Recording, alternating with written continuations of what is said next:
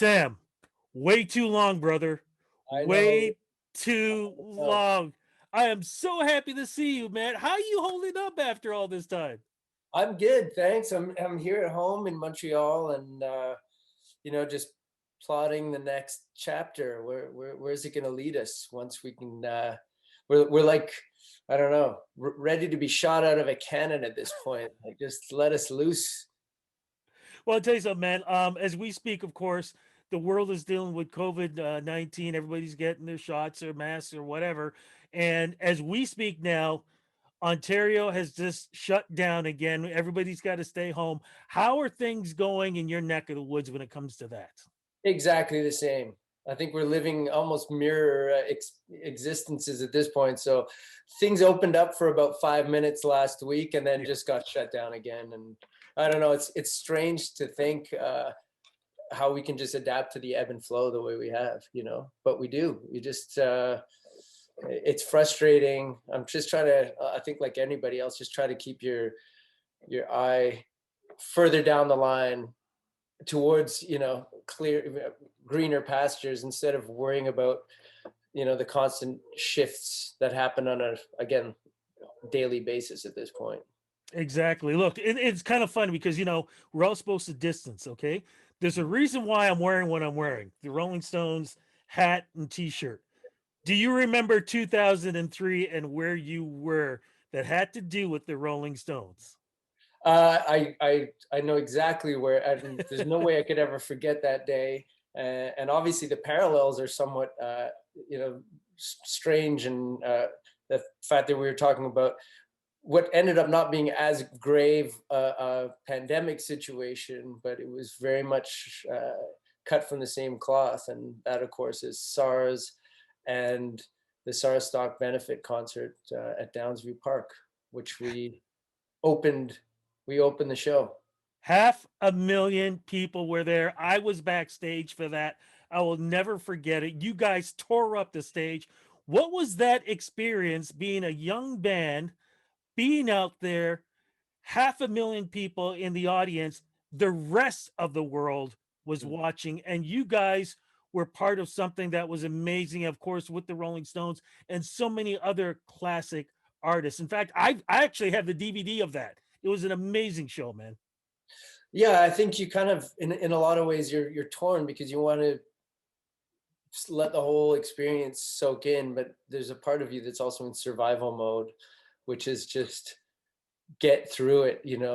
Remember the words to your songs, remember where your fingers are supposed to go on the guitar, and try not to be overwhelmed by not just the size of the crowd, but I think you know accurately pointed out to just the sort of the enormity of the occasion on a global level at that point, and sharing the stage with bands that you've looked up to your whole life. It's really easy to get lost in those thoughts and not do the thing that you're supposed to do when you get up there. So yeah, we just got up and played really fast. When I have seen the DVD, I watched it one time. I was like, wow, we played those songs about 1.5 times the speed that they're supposed to be played at. And that was just pure nerves and adrenaline. Now, you kind of mentioned how, you looked up to these bands. Today, there are bands and artists that look up to you and the legacy that you have brought to Canadian music. How does it feel being part of that fabric, knowing that the music that you did back in the day when we were starting our interviews together to where you are today? Because, of course, we're going to talk about something that's very special that's going on with you, too. How does it feel being in that neck of the woods? Yeah, it's still a bit of a strange thought to think that when people say, "Oh, I grew up listening to your music," I'm like, "What are you talking? What do you mean? It's brand new. Oh, I'm still the new kid in town, man, new kid." So, or they're like, "Oh, my parents love you." I'm like, "What?" But it still continues, man, because of course we are celebrating. Congratulations, another Juno Award nomination. When I saw it, man, I was so happy for you. What's the nomination for, and of course, what's the album? The nomination is for Rock Album of the Year, and the album is All of Us, which is our latest release. And yeah, I mean, it means the world to us to be in the mix, to have your work recognized, first of all, as being of some value and meaning to people. And I think that's the thing that uh, you thrive off of and rely on as a musician more than anything, is just knowing that this thing that you kind of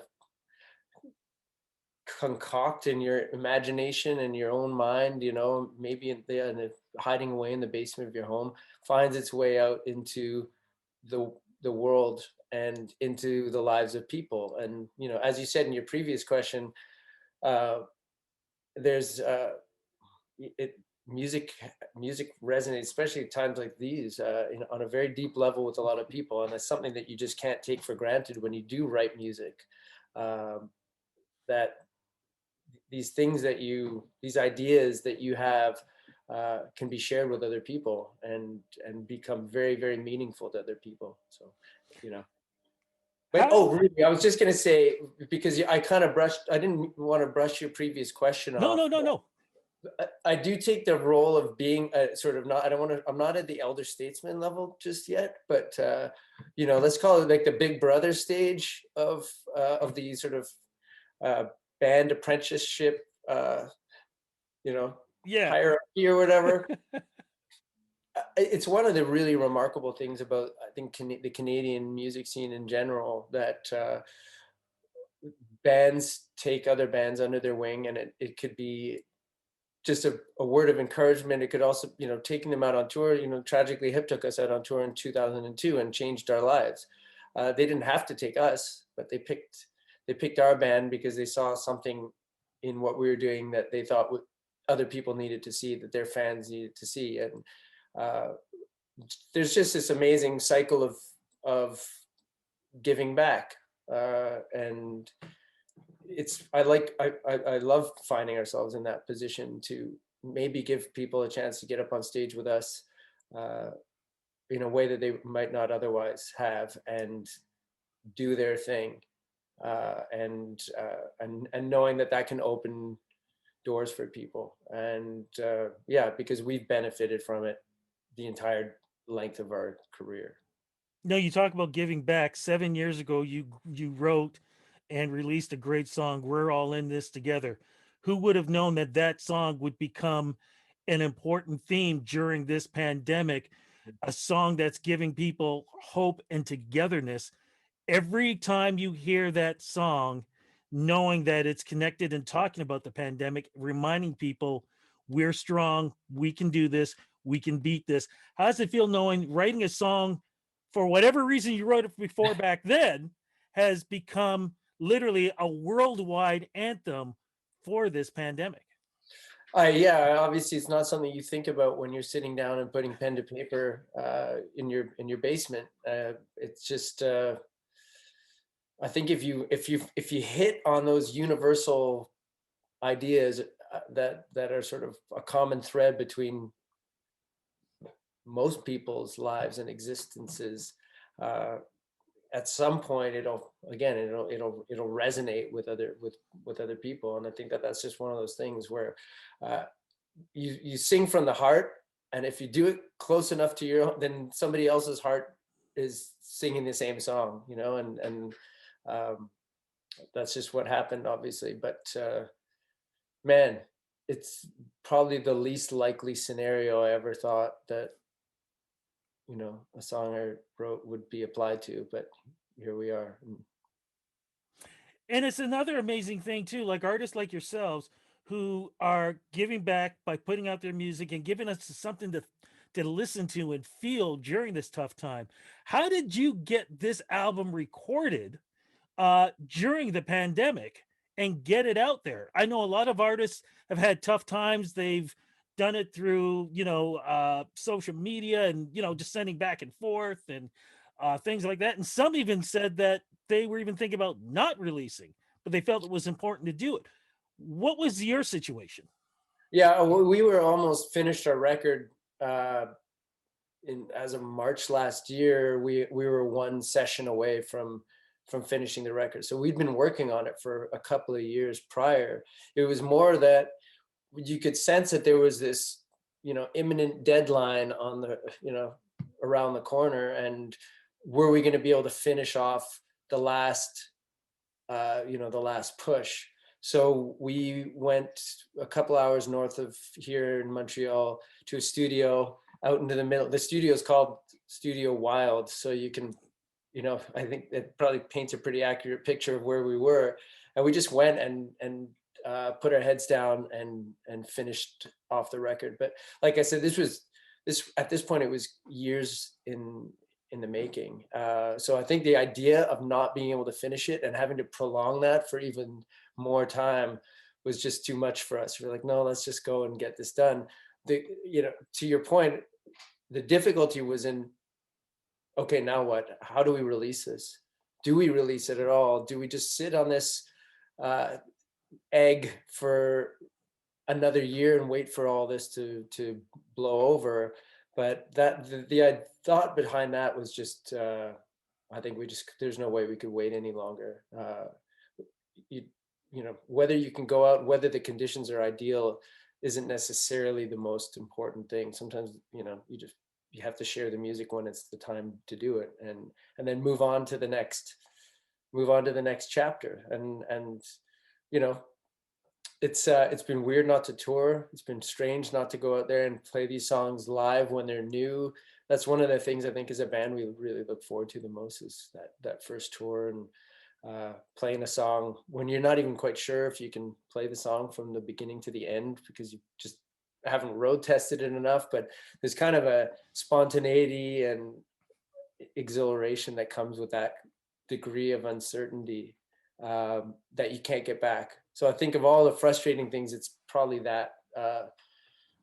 that's burning the most at this point. But yeah, you know, these are very, very, very difficult and strange times, and I'm glad that we could just put out some new music that hopefully make people feel a little better than they did the day before.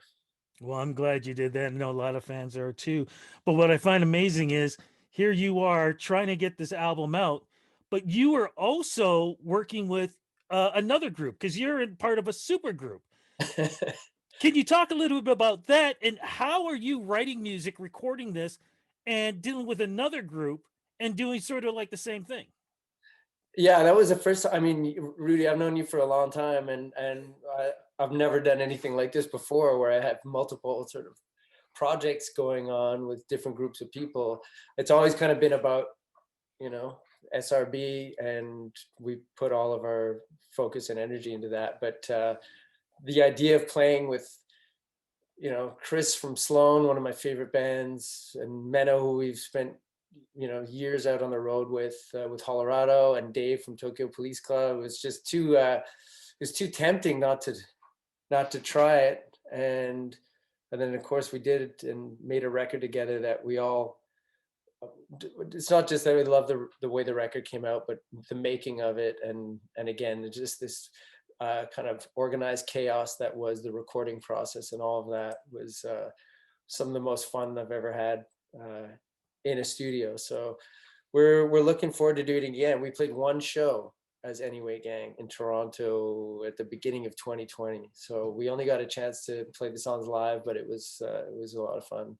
And we're just, cooking up some plans to go out there and do it again.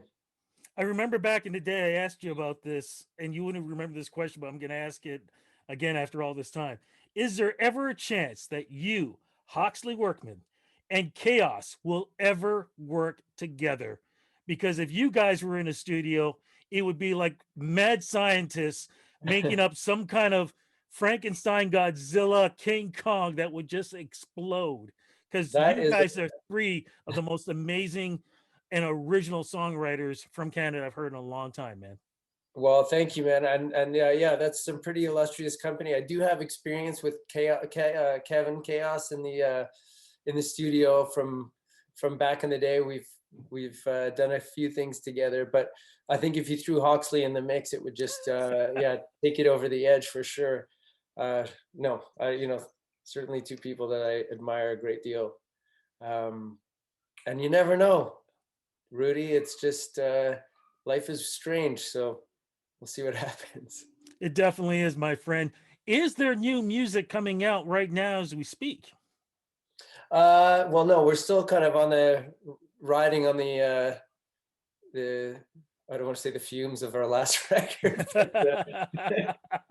but yeah, I mean, if there's one thing that not being on tour affords you, it's the time to write more. So we've been kind of throwing our energy into seeing what else is hidden there, and I think we're probably a few months away from knowing exactly where that's taking us at this point. But yeah, the wheel fortunately hasn't stopped turning, or the well hasn't run dry. You know, Nah, a not lot for of you, man. a lot of metaphors for just yeah being thankful that there's still music flowing around in the old brain.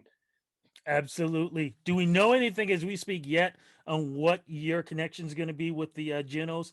Could there be a performance? Anything happening yet that you can sort of give us a hint? Rudy, I don't know. I all I know is that I will be sitting here at home with my kids. The first time my kids ever get to go to the Junos, so they're all very excited about that for sure. But yeah, just looking forward to being a part of it again. Do the kids know who Dad is and how Dad has represented Canadian music? Have they figured that out yet? I think well, my eldest daughter is 14, Mhm. so she may have figured it out. I'm just not sure what she thinks of it at this point. They're very cagey in their analysis. Once in a while, they'll say, "Oh yeah, I like this song," of one of our songs, and but yeah, they haven't. They're reserved with their praise. So they like to keep. I think they've realized that the best thing to do is just keep Dad in his place. Gotcha. Well, I'll tell you what, I will never talk about the fun that we had on the Ottawa train headed Oh, for the Junos. Because man, you and I were sitting together, and let's just say it was a party. it was a party. It was a legendary party. You don't know you're at a legendary party until after the fact, right? But I think there's photographic evidence of that party. Really. One of them being in the Ottawa Sun the next day was a photo of me with a huge glass of wine getting off the train, and that's what my mom saw. And and I remember talking to her on the phone, and she's asking me, what exactly am I up to? So Well, let's put it this way. I remember there was one point where you and I were actually trying to do an interview recording I could send back to my old radio station. I never sent it back. no, I've never thank played you, it. thank you. I think that was probably a wise decision. Exactly. Look, man, as we're wrapping this up, um, there are so many great Canadian artists out there who are hoping to reach the levels that you have. As you've matured and your music has matured and you finding your place in this business, what advice can you give them that again, hopefully they can reach the levels that you continue to have? I think more than anything, it has to flow from the music itself.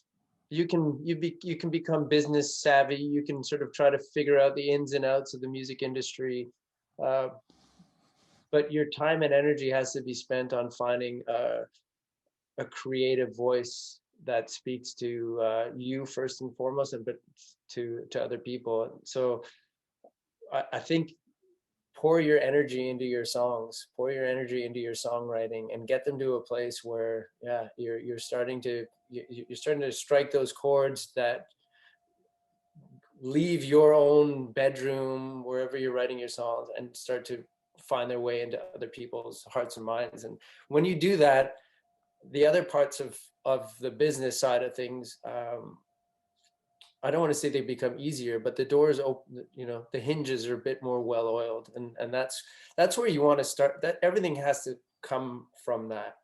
If you're not focused on the music that you're writing all the time, not just at the beginning, but 20 years in, it still has to be the focus. It still has to be the driving force behind everything that you do, and it's really easy to be distracted and have your attention, your gaze pulled in different directions, but that has to be the place that you come back to, and yeah, and then have a thick skin. Yeah, the bang on that one, man. Whoo, bang on, brother. It is so great to talk to you. It's been way You too, too Rudy. long.